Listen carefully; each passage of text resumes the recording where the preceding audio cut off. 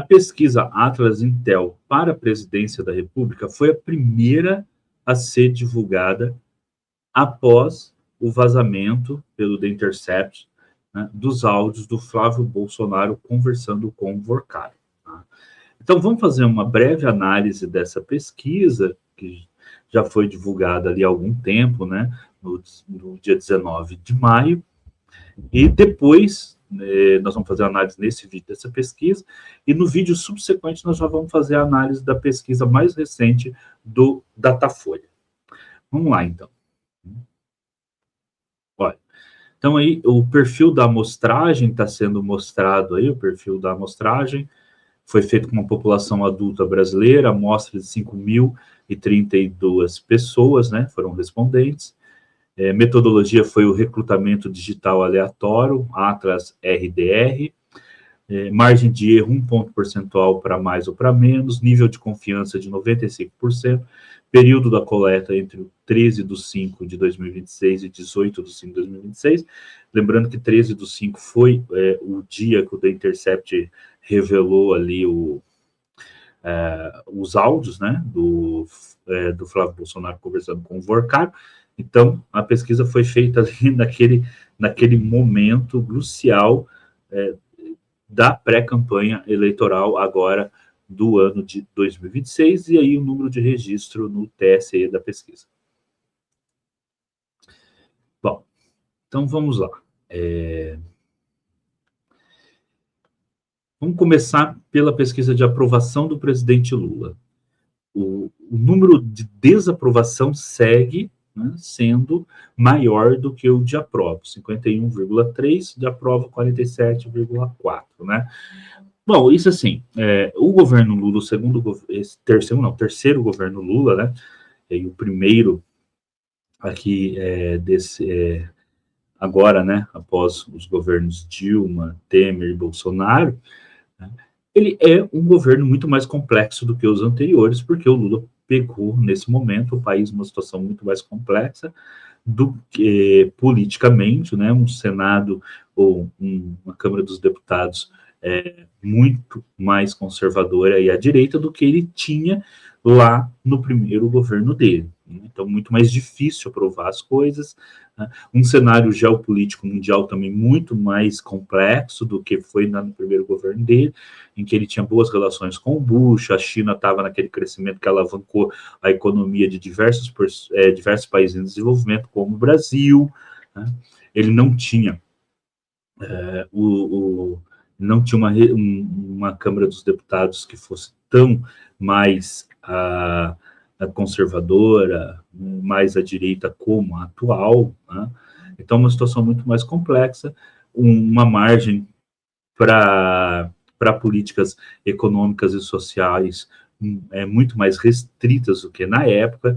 Então, mesmo estando fazendo um governo que é um governo que está entregando bastante coisa, a percepção de entrega por parte da população não está sendo tão grande assim, e também isso deve também a questão midiática, né? A gente sabe que o governo e que as próprias esquerdas ainda precisam melhorar muito ainda a sua inserção nas redes sociais, né? A sua inserção nas redes sociais, que hoje é o grande... que hoje as redes sociais, né, é o grande canal de mídia aonde as pessoas no Brasil se informam. Toda hora a gente vê, tem alguém aí com o celular na mão se informando pelas redes sociais. Mas é lógico que isso pode dar uma mudança quando o horário eleitoral gratuito for, quando as eleições de fato acontecer, quando os candidatos de fato forem escolhidos pela convenção partidária lá entre 20 de julho e 5 de agosto, e que depois começar o horário eleitoral gratuito. Muita gente ainda se informa pela televisão, e aí o governo realmente colocar as suas conquistas, né, para ser avaliada pela população. Vamos lá para a página 10. Avaliação do governo Lula. Como você avalia o governo Lula? O governo do presidente Lula, ruim, o péssimo, 48,4%, ótimo, bom, 42%, né? Então, essa percepção, né, que a gente já comentou, né, de que o governo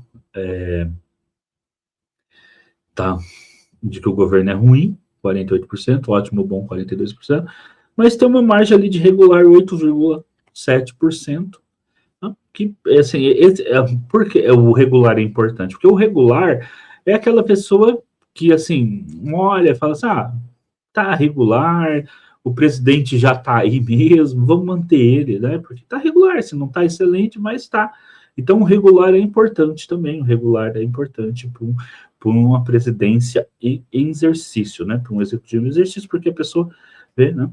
E é lógico, gente, assim, como um todo, hoje, no Brasil, nós temos hoje no Brasil como um todo uma questão que precisa passar por uma reforma política, que precisa ser muito bem estudado e que a gente e debatido com a sociedade brasileira como um todo, independente se o presidente vai ser de esquerda ou de direita, que é a questão de que de que muito daquilo que era responsabilidade do executivo, executar o orçamento, hoje também está na mão dos deputados, sem que os deputados tenham o ônus que isso acarreta, porque já que nós não estamos no regime parlamentar, então uma hora o Brasil vai ter que discutir. Ou a gente vai, ou se faz uma reforma onde o Poder Executivo volta a ter o controle que ele tinha do orçamento ali no governo Fernando Henrique, no governo Lula, até meados ali do primeiro governo Dilma, e aquele executivo que o brasileiro tem como referência o presidente, né? Ou nós migramos definitivamente para um regime parlamentar, onde as responsabilidades também serão jogadas no parlamento, né? Por isso, assim, hoje nós estamos numa situação que vai ser muito difícil para um presidente governar, seja de direita ou seja de esquerda, aonde os deputados estão executando, tem um poder grande para executar o orçamento. Então, a gente precisa, né, a gente precisa discutir. O Brasil se torna um país parlamentar de vez, e aí a população brasileira passa a enxergar o parlamento como responsável, ou nós temos um regime de presidencialismo mais forte, como são os regimes de presidencialismo. Atualmente, como as coisas estão colocadas, você tem as pessoas identificam o executivo com toda a responsabilidade, e isso vai acontecer também quando tiver um presidente de direita, tá? Mas o parlamento acaba assumindo muito do que era do executivo. Então, essa vai ser uma discussão que a sociedade brasileira vai ter que fazer. Inclusive, um dos momentos propícios é esse momento agora, né? De pré-campanha e de futura momento de campanha eleitoral.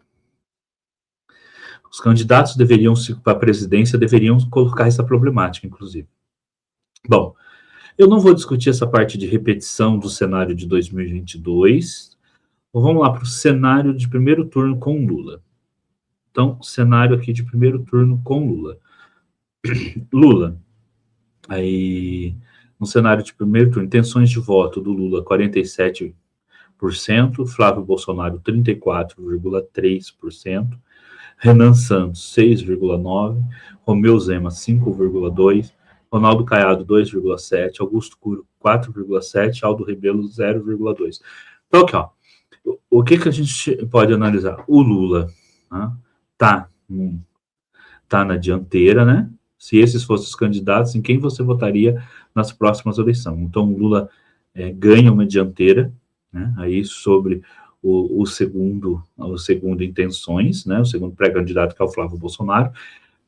O Renan Santos, que é alguém que tem uma atividade bastante consistente nas redes sociais, ultrapassa inclusive governadores como Romeu Zema e Ronaldo Caiado.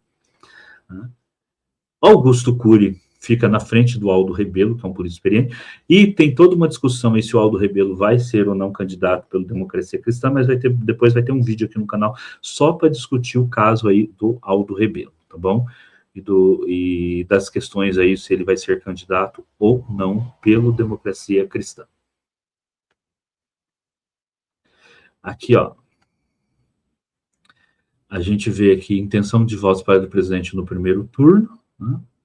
Então, o Renan Santos, a gente vê que esse aqui, a linha preta aqui embaixo, ela teve um crescimento grande, o Renan Santos, né? Ultrapassando aí o Romeu Zema, o Caiado e outros, o que mais teve o crescimento dos candidatos do terceiro, que estão no terceiro lugar nas intenções de voto para lá, né? E aí, e aqui você tem também, né, mostrando aqui as porcentagens, você vai tendo uma queda substancial aí do candidato Flávio Bolsonaro. A partir daí em abril aqui, né, em abril, ele teve muito próximo, né, mais próximo em março, né, do Lula, e aí depois está havendo uma queda e um distanciamento do Flávio Bolsonaro em maio, né? Intenções de voto para presidente no primeiro turno, cenário 2. Se esses fossem os candidatos, se o Flávio Bolsonaro desistir da candidatura, eu não acho que isso vai ocorrer, tá? Eu não acho que o Flávio Bolsonaro vai desistir da candidatura. Por quê? Porque mesmo que o Flávio Bolsonaro não ganhe de Lula, a permanência dele como candidato, né, avaliado pelo Jair Bolsonaro, né, e que ele chegue em segundo lugar, consolida ali a força do bolsonarismo em torno, né, da família Bolsonaro. Então, necessariamente você não precisa ganhar a eleição para consolidar a força política dentro do seu grupo político. É o que acontece, é o que aconteceu o que sempre acontecia com Lula, mesmo quando ele não ganhava, chegando em segundo lugar, o fato dele disputar ali ser o candidato que chegava em segundo lugar, consolidava o nome dele como o nome da esquerda, como o grande presidenciável, o nome da esquerda. Então, eu não acredito, né, que, pelo menos por enquanto, a gente não sabe aí o que pode acontecer em matérias de coisas que podem surgir em relação aí ao Banco Master, né, mas enquanto nada de novo surge, e nós estamos ainda distante das eleições em si, que o Flávio Bolsonaro não será o candidato por enquanto. Eu acho que, lógico que em política amanhã tudo pode mudar, mas eu acho que com o cenário posto como agora, que ele continue sim como candidato. Mas se ele não fosse, o voto aí para o primeiro turno, cenário 2, o Lula teria 46,7%, Romeu Zema 17%, Ronaldo Caiado 13%, Renan Santos 8%, Aldo Rebelo 1,8%, Augusto Cunha 1,2%. Percebe que aí, nesse cenário sem o Flávio, o Romeu Zema e o Ronaldo Caiado ganham votos que eram do Flávio, mas o Renan, vamos voltar lá, ó. Quer ver aqui? Mas o Renan, ele ganha muito poucos votos do que eram do Flávio. Ele ganha menos votos do que o Romeu Zema e o Ronaldo Caiado, o Renan, que era do Flávio. O Renan ganha menos votos, né? E já o Romeu Zema e o Ronaldo Caiado ganham muito mais votos, o Romeu Zema na frente, né, do Novo, do que o Ronaldo Caiado. Agora sim, vamos convidar que o Romeu Zema, inclusive logo após ali o vazamento dos áudios do Flávio Bolsonaro, ele fez críticas, ele se coloca mais ativo nessa pré-campanha do que o Ronaldo Caiado, né? O Ronaldo Caiado a gente quase não vê muito ativo nessa pré-campanha. O Romeu Zema é muito mais ativo, e o Renan Santos, então, nem se fala, né? O tempo todo tem vídeo dele aí nas redes sociais. O Aldo Rebelo também é muito ativo, mas está por um partido muito pequeno, que é a Democracia Cristã, e o Aldo Rebelo está naquela situação, né? Ele deixou a esquerda, foi mais deixou o PCdoB, passou por vários partidos, foi mais à direita, e assim, ele está disputando aí um eleitorado que frente à campanha dele, né, prefere o Ronaldo Caiado, por exemplo, a ele mesmo, ao Aldo Rebelo. Bom, agora, primeiro turno, cenário 3, com a Michelle Bolsonaro. Aí o desempenho da Michelle Bolsonaro é menor do que o do Flávio Bolsonaro, né, numa eventual disputa aí no primeiro turno, se o PL substituísse o Flávio Bolsonaro pela Michelle Bolsonaro.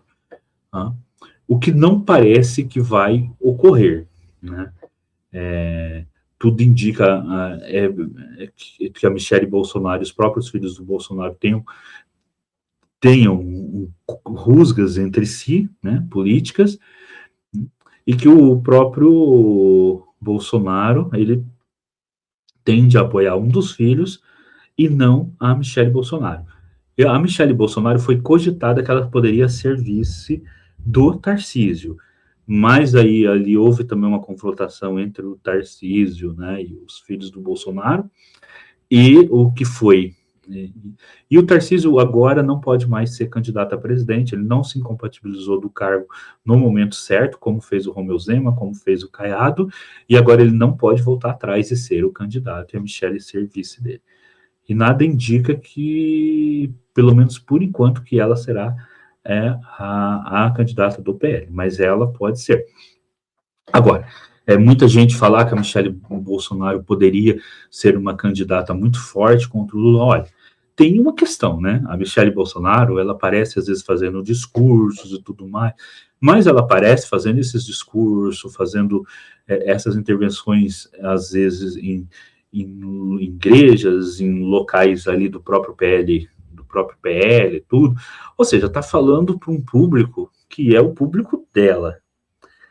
Entre falar ali, que ela comanda o PL Mulheres, né, entre falar para o público dela, para o público evangélico, para o público dela, ali é uma coisa, você conseguir convencer o que será necessário às pessoas para além deste público, ou participar de um debate com alguém experiente como Lula, discutindo questões políticas e tudo mais, já é outro cenário. Então, você tem essa questão também, né? Assim, o fato dela fazer discursos aí em locais aonde as pessoas que estão ali presentes, né, fazem parte, né, aí da mesma estrutura ideológica com que ela, né, ou seja, pregar para quem já é convertido, né, da mesma estrutura ideológica com que ela defende, não significa que vá conseguir fazer com que esses discursos convençam a pessoas que estão fora daquele núcleo, né, e também que na hora dos debates ela consiga, né, se apresentar tecnicamente, né, e politicamente, né, bem num debate contra políticos, seja mais à direita ou seja mais à esquerda. Então isso é algo ainda, né, a ser avaliado. Talvez ela está concorrendo, ela é pré-candidata ao Senado, né?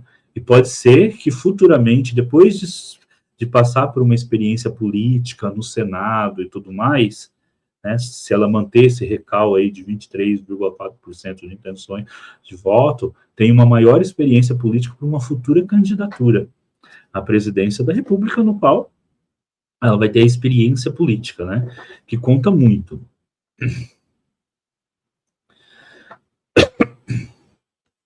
Então vamos lá. Próximo. Ó, cenário com Fernando Haddad.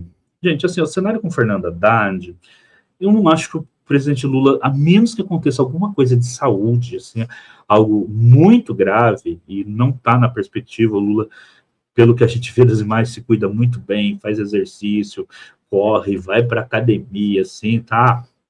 Lula tá inteirão, né? Que o Lula vá desistir de ser o candidato, né? Então, não acho que isso vai ocorrer.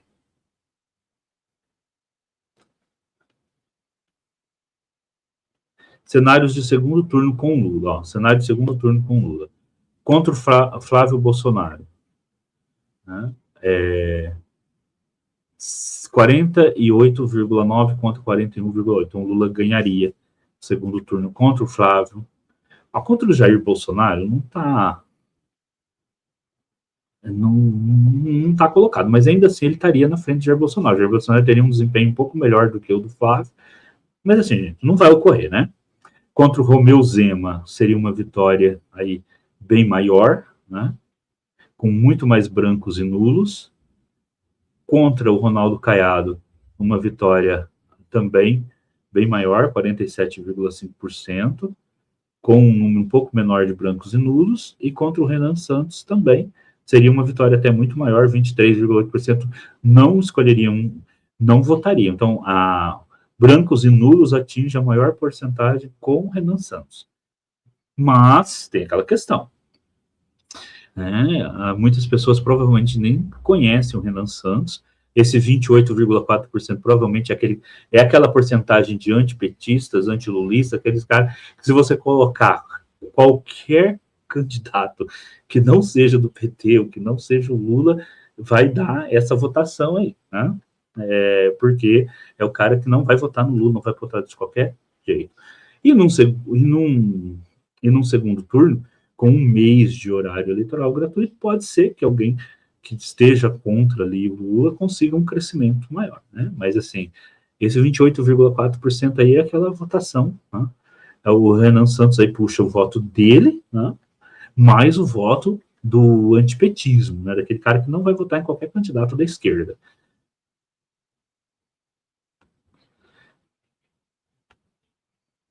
Cenários com Alckmin e Haddad, ó.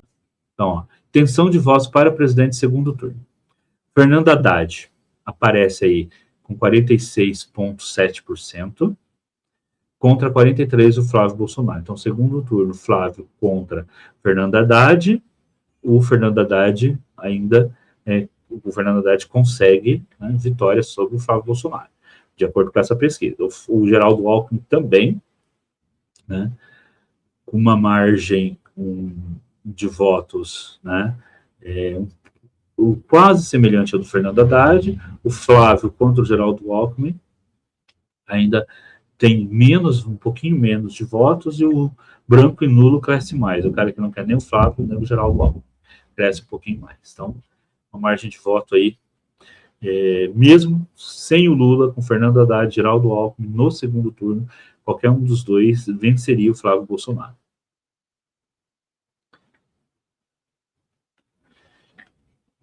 Agora aqui, rejeição, né? Então aqui é que está a grande questão, né? O Flávio Bolsonaro tem agora uma rejeição de 52% contra 50% do Lula. Então os dois têm uma alta rejeição.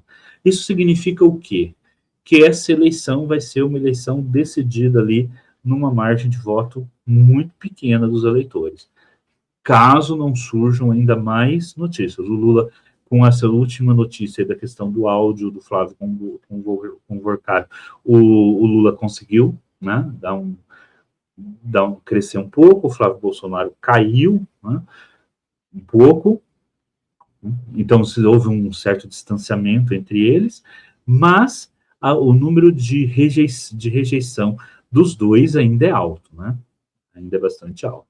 Então, Jair Bolsonaro, o da Michelle também, ó, se você for ver, uma pessoa é alto, né? Também 45%. O que tem menos rejeição ali seria o Caiado, com 38,% e o Haddad, com 39,9%. O Renan Santos, né, o menos ainda do que os dois, mas a rejeição dele também está. Esse número de rejeição aqui, né, desses últimos candidatos, geralmente apresenta o número de rejeição daquelas pessoas que são mais progressistas, que são mais à esquerda, que não votaria num candidato peso que fosse à direita, assim como do Fernando Haddad apresenta aquele número de rejeição de pessoas que são mais à direita e que não votariam alguém que fosse à esquerda.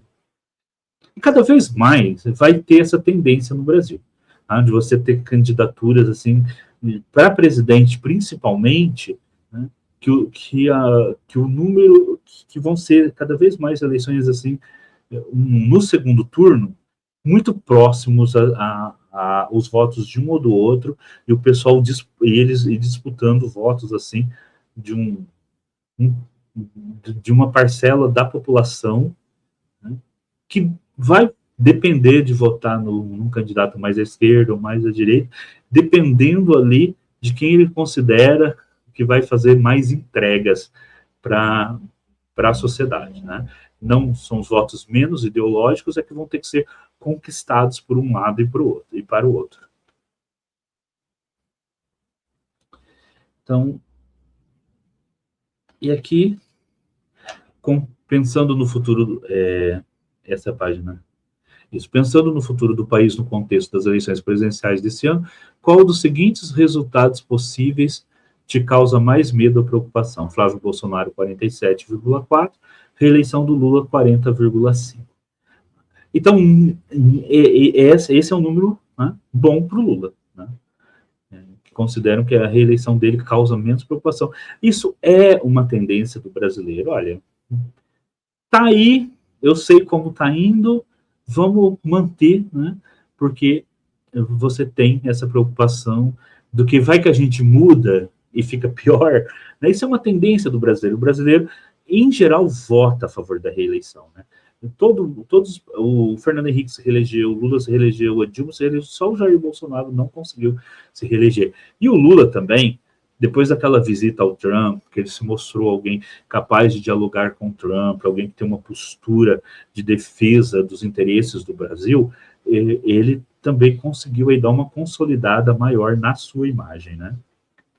Aí vamos lá para a página 44,